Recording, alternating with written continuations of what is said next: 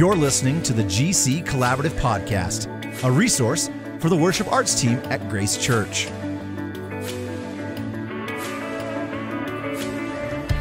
Hey everybody, welcome to the GC Collaborative Podcast. We are so excited that you're here with us today. I am flying solo today. My name is Luke Lauber. I'm usually here with Ben Abusada, but today it's just me, but I'm so excited because we are going to start kind of our series, if you will, for the year, but that is where we just kind of sit down. It might actually have already started with different pastors around Grace. We talk about verses in the Bible that deal with worship and kind of what they mean in general, and then kind of how we see that play out at Grace and how we kind of see things. So today we get to talk with Justin Raby about a few verses in Exodus that I'm so excited. And so we're excited for you to hear it. So we're just going to get right in. So here we go.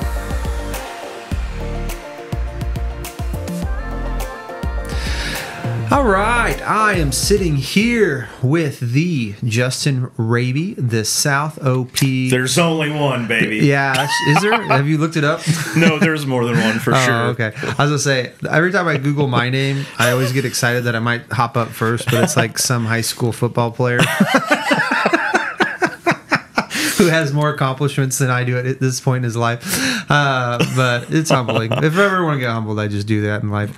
But we have Justin here, and as I said in the intro, we've just kind of had different worship directors and pastors from each campus. Actually, that's a lie. You are the first. It was me and Ben last time. So we are the first worship director pastor duo to kind of just look at verses. And what we wanted to do with this year's podcast is look at verses in the Bible about worship and arts and talk about them, what they mean in the Bible, and then kind of what that means at Grace Church and what does that mean for us right now. And so that's what we get to do today. And so I'm excited. We are the first to do this. So we're just planting a path. Cutting edge, baby. Yeah. We're pioneers. Yeah, we're making the road. The other guys just have to easily walk on it after this. Of course. I mean, gosh, what does Isaiah say? It's behold, I'm going to do something new, and we got to carve the path out. Yeah, the other guys got to make a path, make a stream in the desert and a path in the wilderness. That's right. We're cutting down trees right now. So, to be second or third, what would that be like? You're welcome, Chris. You're welcome, Tim. You're welcome.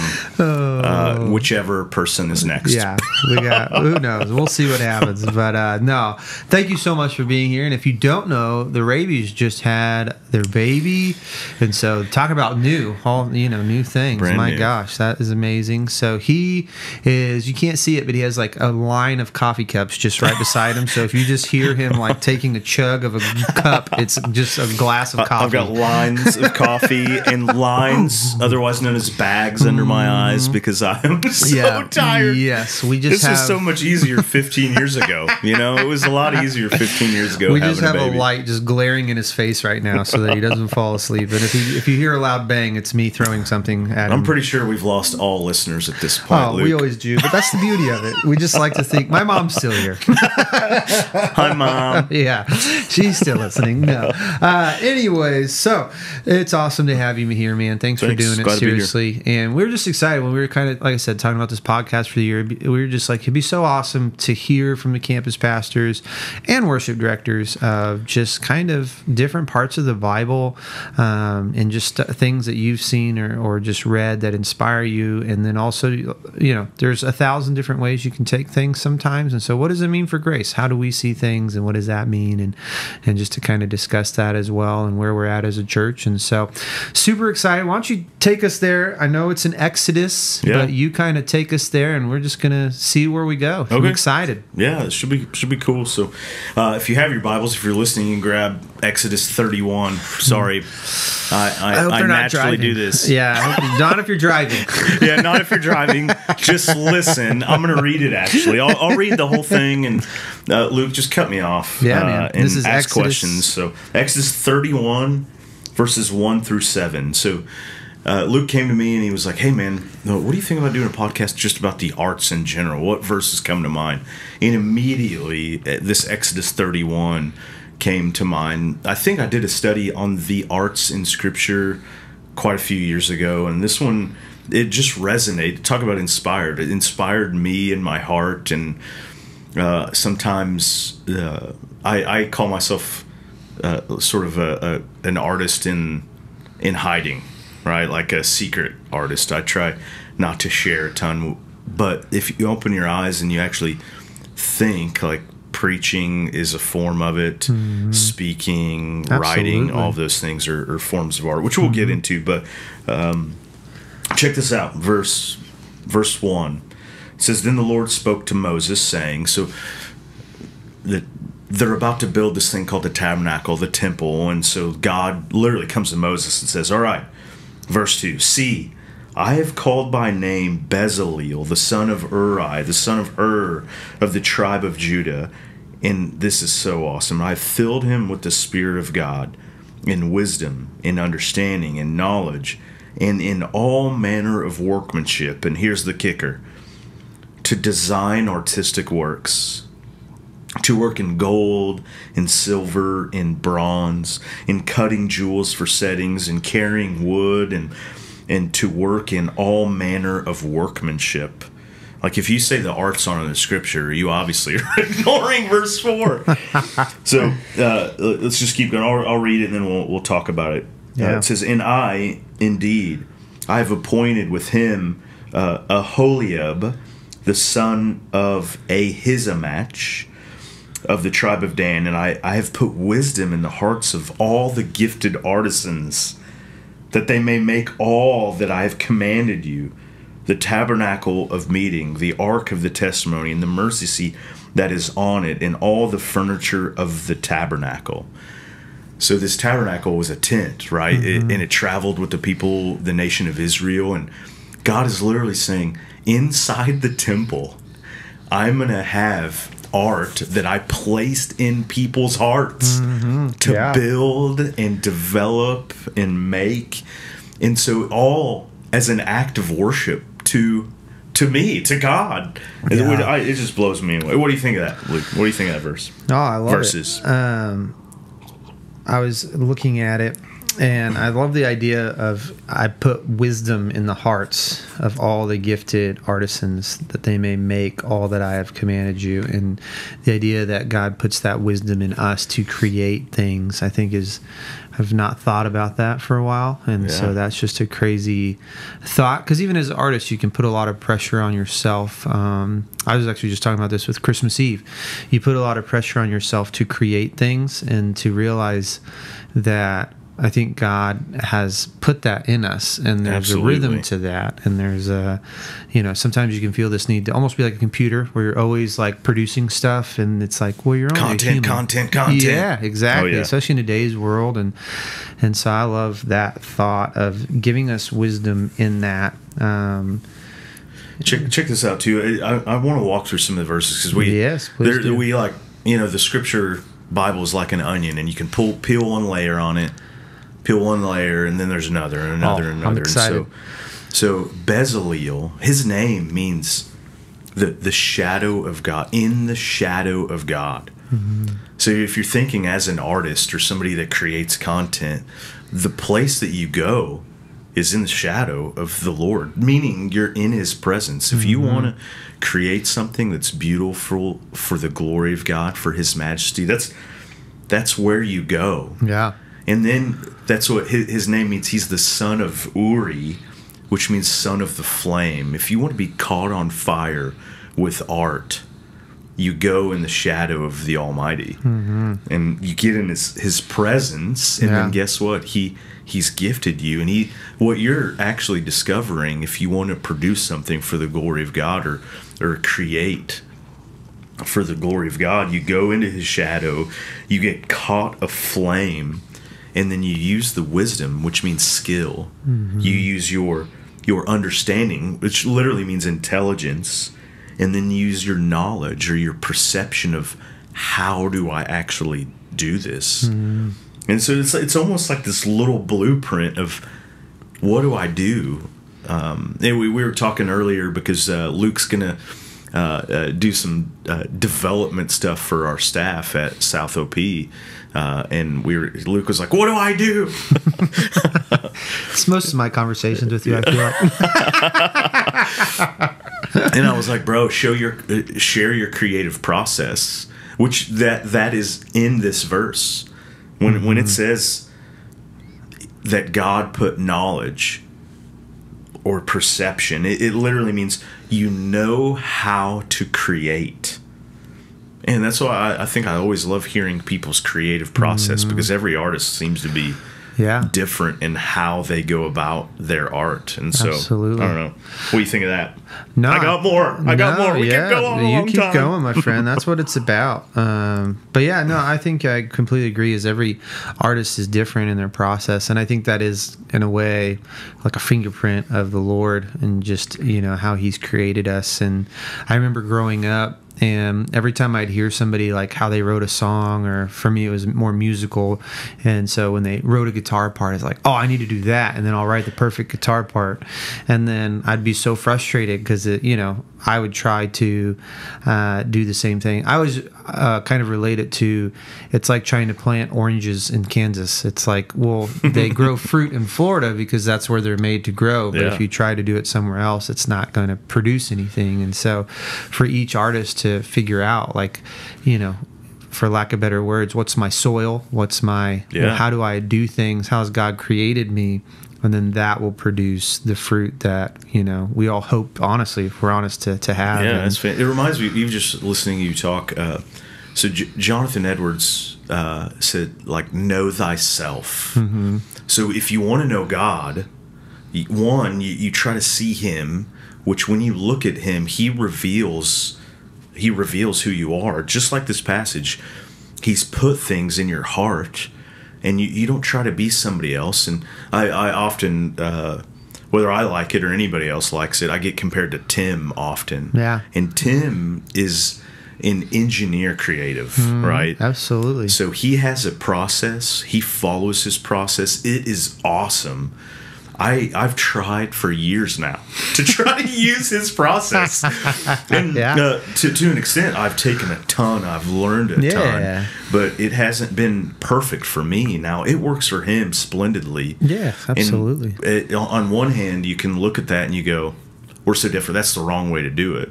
Well, that's not right. Mm-hmm. Or you can say, what can I learn from this other artist, or how his creative process goes, and take some things that work for me. And so know yourself, but the only way you can really know who you are is to know God, His holiness, His majesty, to acknowledge what He has put in you.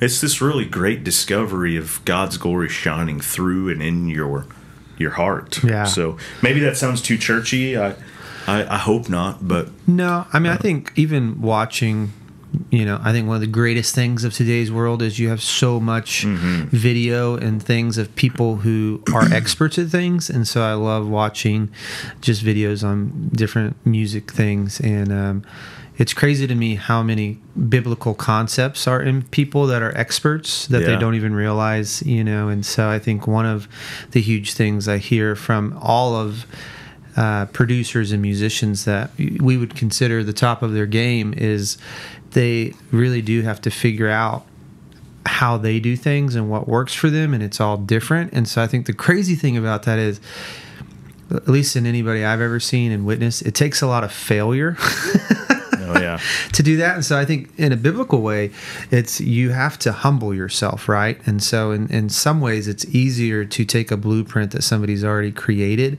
or a speaking style or a guitar style or whatever it might be, and just copy that, right? But that's never, because I don't think that's the way God's created, it's never really going to go as far or connect with people as much as if you are just yourself. And so, but in order to do that, you have to humble yourself and fail a lot to then, grow. So I would personally say that's almost the humbling yourself so the Lord can lift you up. Which even in the passage when it talks about workmanship, the direct, like it word for word translation would be deputyship. Your deputyship. And so what's a deputy?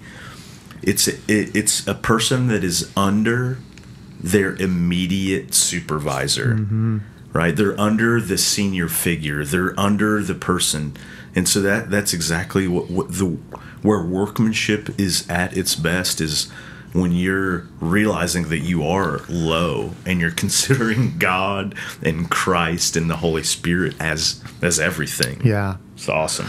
Yeah, and I think that's it too. Is when you said being the shadow in the presence of the Lord, and I think that's so important. And even noticing in my own self, and I know you too, you sell yourself short all the time, but Justin, just so everybody knows, like anything he does artistically, he like becomes a master at it in like 2 weeks. So I always tell him, please don't pick up the guitar or start singing. Right. Whatever. Then he'll just be like, what's this chord? Oh, no.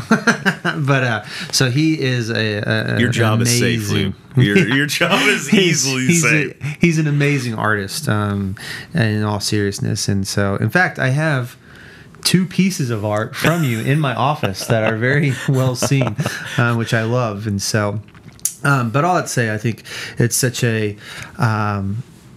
really cool fact, and just a reality that we get to live in as artists. And I have to, because I can get so fast, and you can become very project based. So it's like, I got to get this done for this project, and even take like just to be real, a worship night. You can say, oh, we have a worship night this day.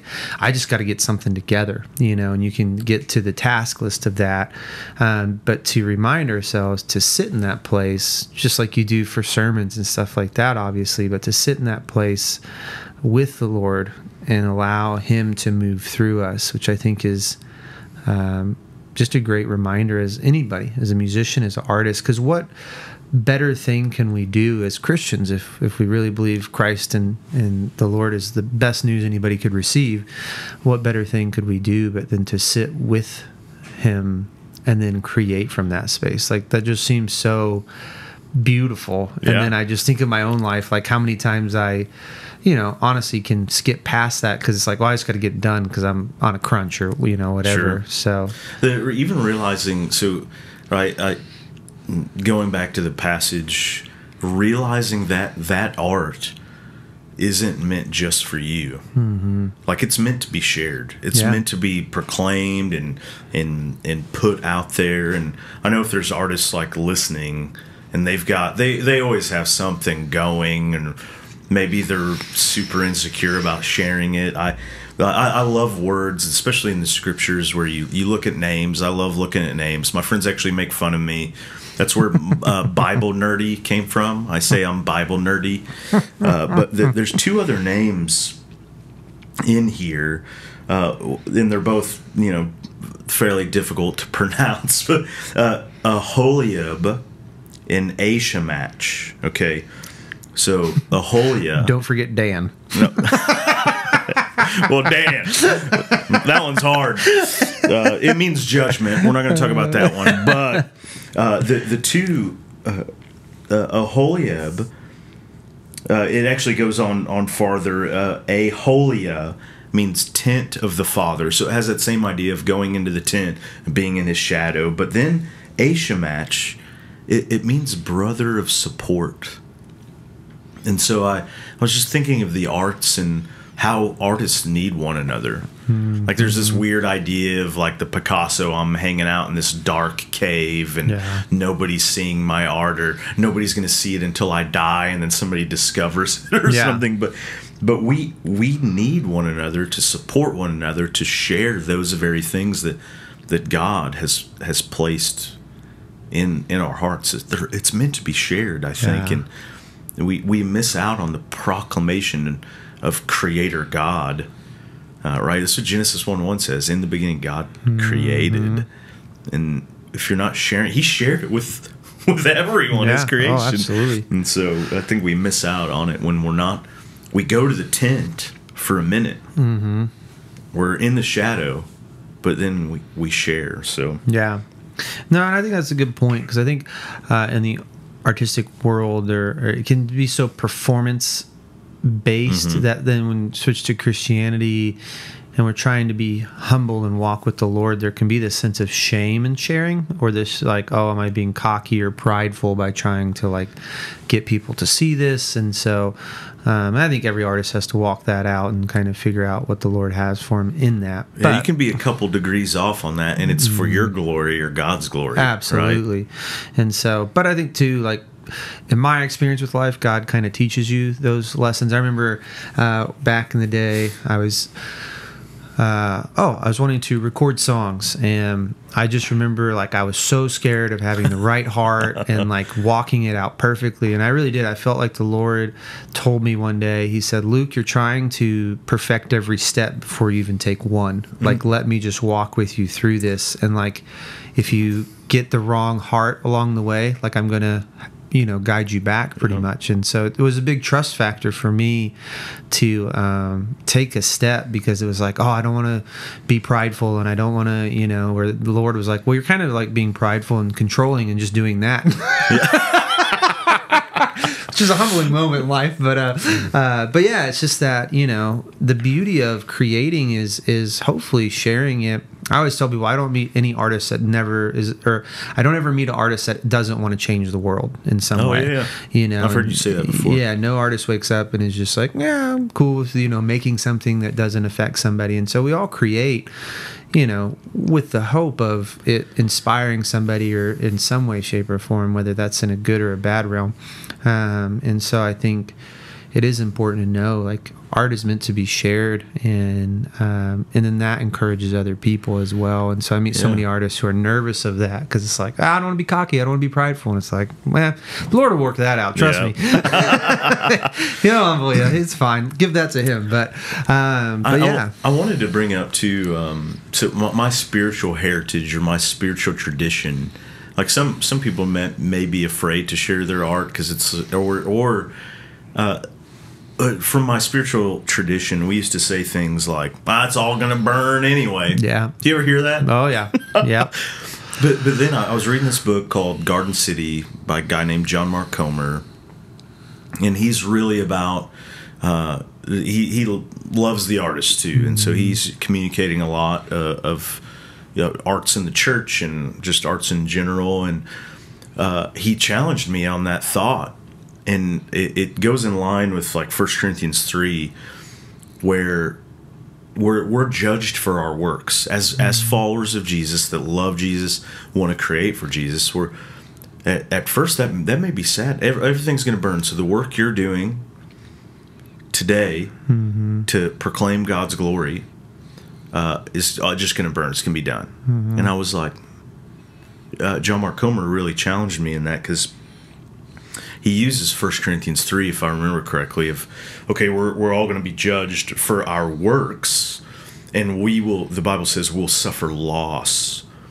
But what remains, it says, will be as basically a crown, right? We'll get a reward that we throw back at His feet. And at first I was working through this like, all the art and these things are going to burn. But if they're for the glory of God, like if God created, if we create and it's beautiful and it speaks of the glory of God and speaks Christ and reveals Christ, will it be burned up or will it remain? And I thought, like, just imagine, like, when Jesus comes back, where fire in His eyes, sword coming out of His mouth, and He rights everything. He purifies everything. Is usually when we say it's all going to burn, it's from this passage in Peter that the earth is going to be tried by fire and purified. And read it closely, check me out on it. But when Jesus, what happens if He comes down and just purifies and perfects everything? So the buildings that were made for the glory of God, the paintings that were made for the glory of God, the sculptures that were meant to proclaim His namesake are still, what happens if they still remain because they proclaim, and they actually, it's the thing that lasts forever as an act of worship to God. That changed maybe my thinking on producing and creating things. So. Well, yeah, if you think it's all going to burn, you kind of get to the sense of like, well, what's the point of like, you know what I mean? What's the point of creating it? Produce junk. Yeah, exactly. Whatever, doesn't matter anyway. Yeah, you don't really put as much skill and heart into it, which I think, is exactly opposite of what the Lord wants of us, for sure. But also, I was reading it while you were talking and while I was listening to you, obviously multitasking. But what do you, I'm interested, and this is I'm not trying to set up anything or anything, but just an actual question is, it says, I've personally chosen, I'm not even going to attempt to say the names, but Bezalel, son of Uri and son of Hur. So when they say that, do you think like God is very specific to those, or is that something that could be translated to every artist of like God has chosen you specifically for something? Or how would you say that? If you know. And I always set things up like this is like we might, you never know. Yeah, 5 years. You're talking about verse 2? Mm-hmm. Yeah, so I like the word call. So the word's called or chosen. And so I just love even in the New Testament when it says, and now this is for concerning salvation in the New Testament, but it says, like, it's not that you have called on me, but I've called you. It's not that you've chosen me, but I have chosen you. Yeah. Right? Or you go to Ephesians, like, for we are his workmanship. And so, of course, it even compounds when you start talking about gifts. Okay, some people have the gifts of preaching or apostleship, prophet, evangelist, shepherd, teacher, and leadership. You go on and on. So those are gifts that I believe God put in people. And then you see it happen with this workmanship of artistry and design. So what, you think he stops? Yeah. I don't think he stopped, just given the history of art in the church and in the world. Yeah. He definitely hasn't stopped. Oh yeah. 100%. So good. Yeah, I mean, he definitely chose you to express worship in God's glory through music. Mm-hmm. No, he didn't choose me to, it's evident he didn't choose me. I don't know. I still kind of want to like give you 2 weeks and just like give you a guitar and be like, here, just see what happens. No. I took guitar lessons in the 8th grade for a year. You know some songs though. I've heard you. What's the song? Is it Metallica? It is Metallica. Yes. Enter Sandman. That's hey, what there's a prayer in there. There's a prayer. Yeah. There. No, there's God's. It'll last through the fire. Absolutely. I was in the 8th grade, pre-salvation.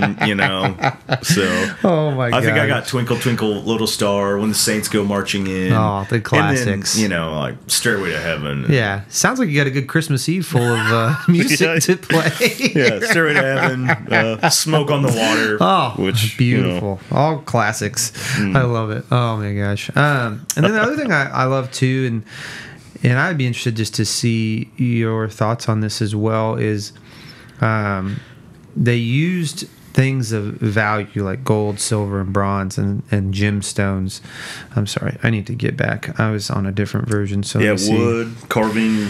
But they're things of silver, value, bronze. And so, and one thing I always kind of wrestle with is stewardship, but also, using things or having things. So I know in the church world it can be like this sense of, we want to be good stewards, right, of things. But then sometimes I think that can bleed into, and this is just honest conversation, obviously, but it bleeds into, we shouldn't buy nice things sometimes because we want to be good stewards. But then at times, it seems like, especially in the Old Testament, like gold and silver and bronze and gemstones, it's like, that could be considered, say we made something like that in today's world, like with gold and silver and bronze and gemstones, it'd be like, well, that's kind of gaudy.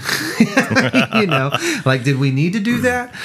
So I don't know if there's a definite answer that I'm looking for, but it's just an interesting thought to me of, there is this side of God, obviously, that is very, be mindful of what you have, you be a good steward. But there's also this side of God that's like very extravagant. And so I always think of like the galaxies. To our knowledge, there's not much use for them. We might find things out in years to come, but there's nothing really out there but just wow factor, in my opinion, like holy smokes.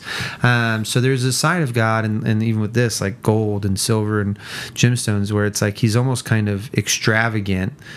And so I don't know. It's just always a weird tension in my mind of the steward, but the extravagance, and could go with the perfume story with the lady who washes Jesus' feet, stuff like that. So I don't know if you have any thoughts on that. I would say spare no expense for your treasure. Yeah. And it should be your treasure is Christ. The parable of the man that's walking through a field, he stumbles upon a treasure chest full of gold and silver, and what does he do?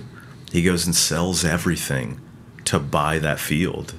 And it's like, is there any extravagance we could go worshiping God? Now, this is where I think wisdom and stewardship come into place, because, spare no expense of worshiping God.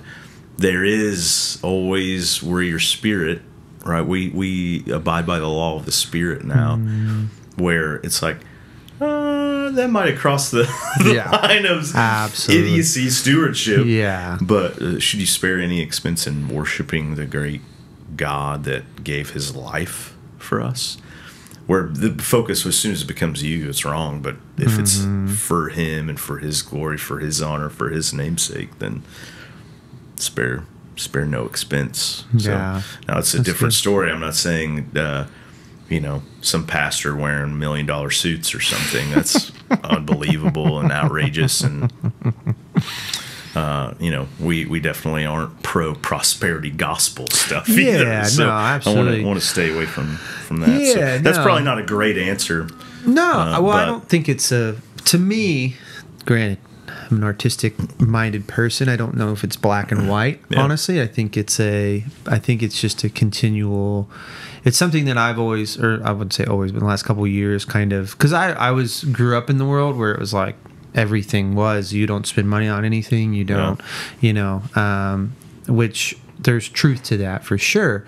But the older I get and the more I read the Bible and Scripture, it's like there seems to be this side to God that is very generous and extravagant and even artwork. And so it's just that, me personally in that place of like walking through, like, what does that look like? And it's crazy. I was just teaching in students last night, and there's this passage in Deuteronomy that says basically for a whole year, save 10% of your funds, or your crops is what it was then. So use your crops, your wheat, and your barley, and your cattle, and the birds that you harvest and actually raise up your cattle, all that stuff.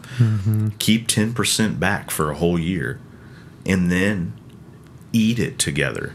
You want to talk about think about saving 10% of your income and throwing a huge party, all in worship to God. That is extravagant in some ways. Absolutely. 10% of your income to praise Jesus, I think is just, it's awesome that he would do that. Totally. Yeah, I think that's the side of God that to me right now is just very much like, wait, what? Like there's this side of where he's, and we talk about grace too, like one of our Antioch values is high generosity. And it's like, in my brain, it's like, well, the only reason you can be highly generous is if you've seen and realized that God is highly generous with you, right? Of course. And if you think, this is me talking, I always put the caveat out there, in 5 years, might have different thoughts, but, if you realize he's highly generous with you, because he has been, you're not just telling yourself that, but you've actually experienced that, witnessed that, then it's so much easier to be highly generous outward, because it's like, but if you view him as this God who's always just like barely giving you, which I think there's seasons of both, but like barely giving what you need all the time and you're barely getting by, then it's like, well, that's how you're going to treat others, in my opinion.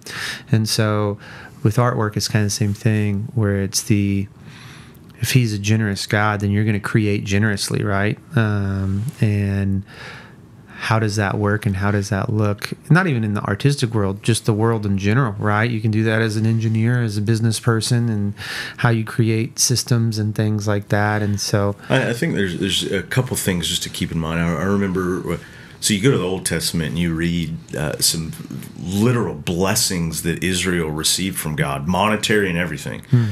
Now there's the danger, what we used to say sort of from the conservative mindset was every physical blessing that Israel experienced, now the church experiences as a spiritual blessing. And I think that does help. A spiritual, like a gift from God that we do receive, and that helps you avoid the prosperity stuff, but also realize that His riches that we experience are not just some always monetary thing. It's some amazing, like we have salvation, for goodness sakes. We have one another. We have the Spirit of God that dwells in us, and if that's true, then we have all spiritual blessing in heavenly places, right? Or Ephesians 3:8. I've been given this ministry with the least of all saints to preach the unsearchable riches of Christ. Like we have Christ.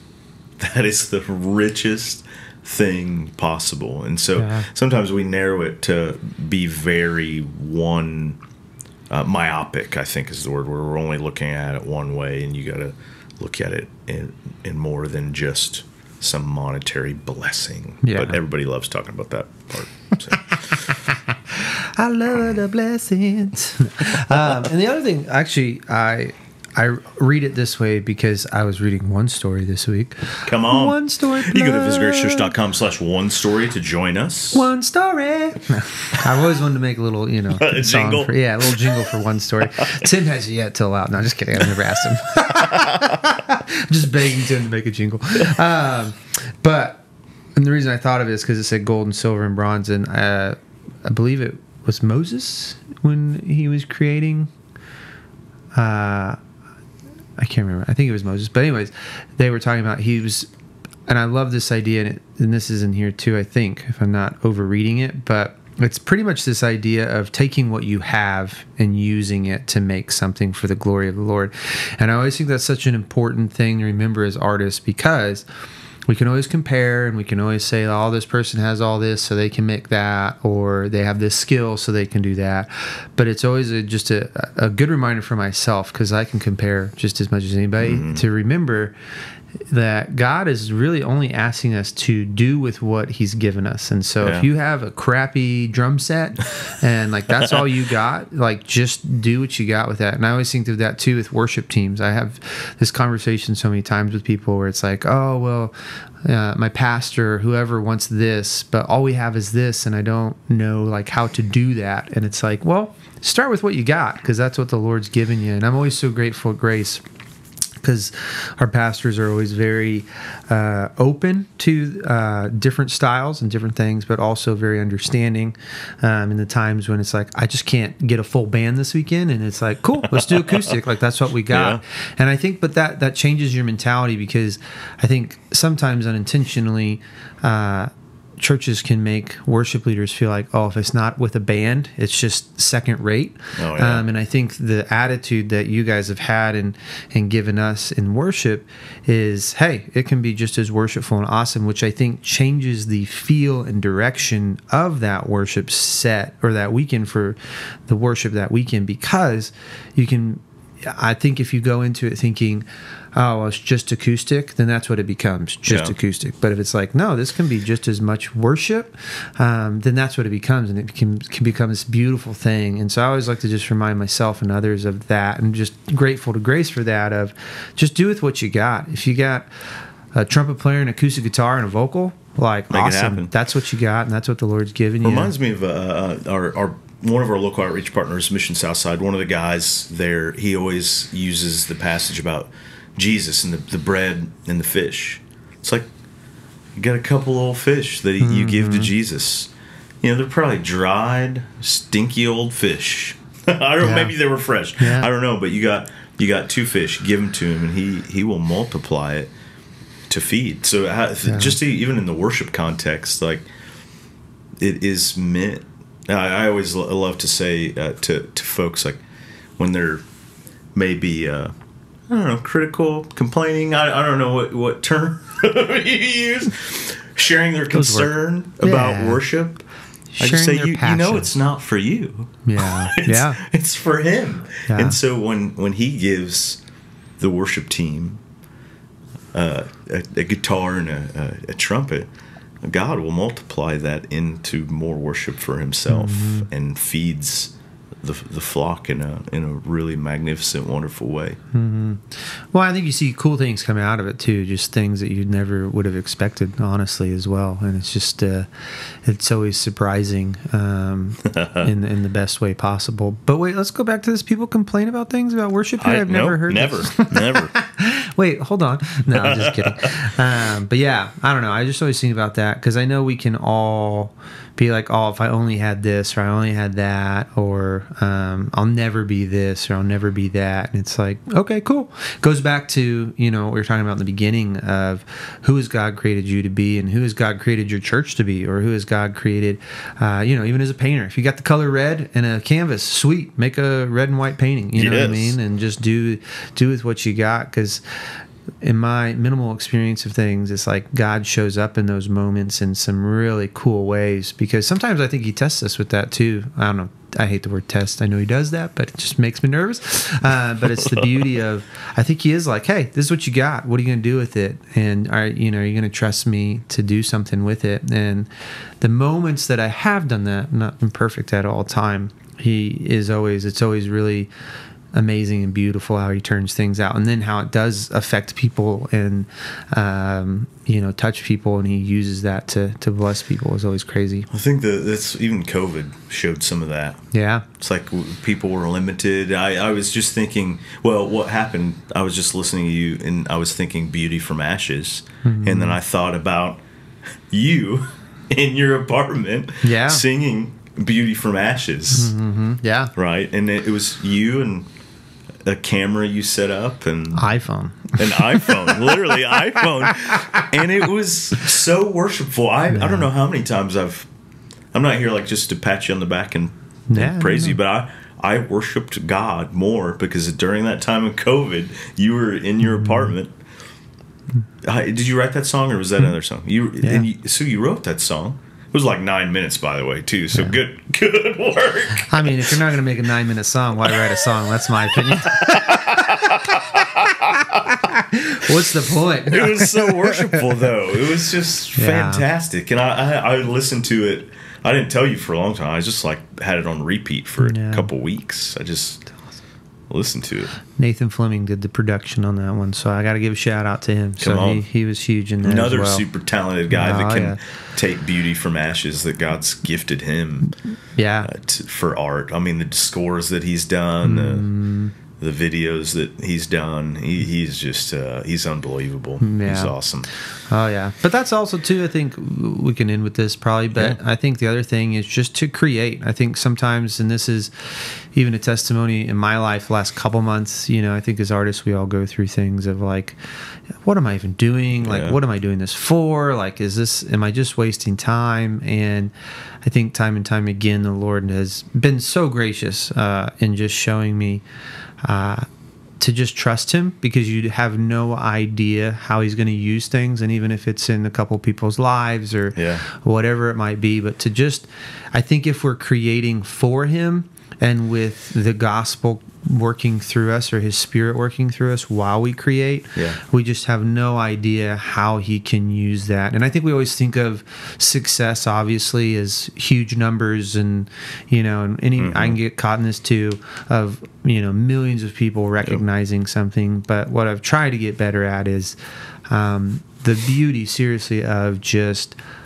him using it in somebody's life in a way that's so impactful and helpful for their relationship that it just affects them in a huge way. And sometimes I think we can get in the place, I mean, even that video is a great example, honestly, just because it was like, I didn't feel like it was perfect. I had to blur myself out because I was messing up so much on the guitar part, trying to mimic something. And but it was like I just put it out there just to use an example, and then to affect you in that way. Like if you would have asked me in the moment, I would have been like, oh gosh, like this is not what I want it to be. And so just to encourage people, it'll never be perfect. It'll never be 100% what you want, but just put it out there, because you never know what the Lord can do with stuff. Yeah. The last two things I'll say, even listening to you, Luke.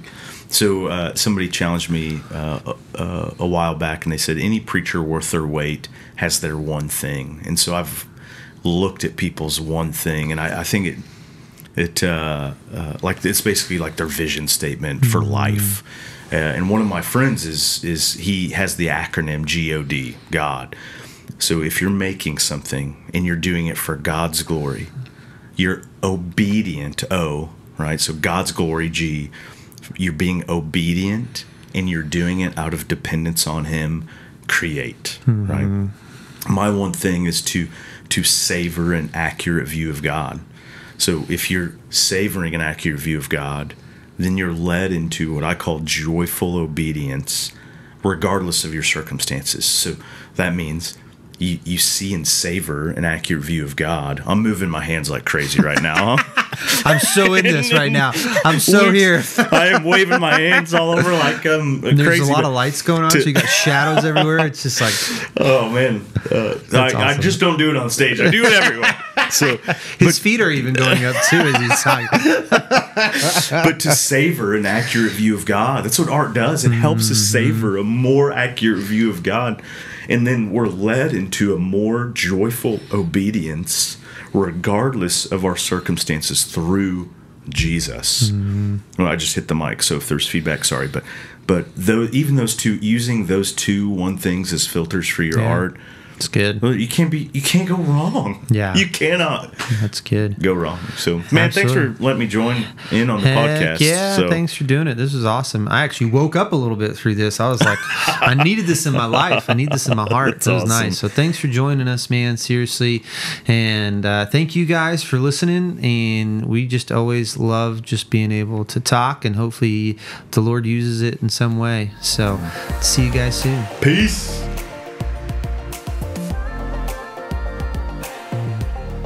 Man, it was just awesome to talk to Justin. Justin, thank you so much once again for coming in and having that conversation. I think I needed it. I know I needed to hear that and just kind of think through some of that. So as always, we hope that it encourages you, inspires you to create something or whatever God has on your heart. And so we're just so grateful that you guys joined us today. There's no crazy updates for this month, but we just want you to know we love you. We're so grateful for you guys and how much you serve and give your heart to this church, to this ministry. And we're just so grateful for you. As always, Planning Center, if you accept or decline, that is awesome.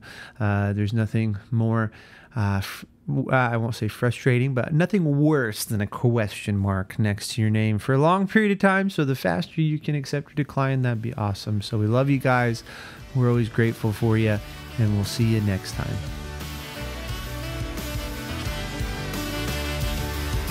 Thanks for listening to the GC Collaborative Podcast. If you have any questions or would like more information, check us out at visitgracechurch.com.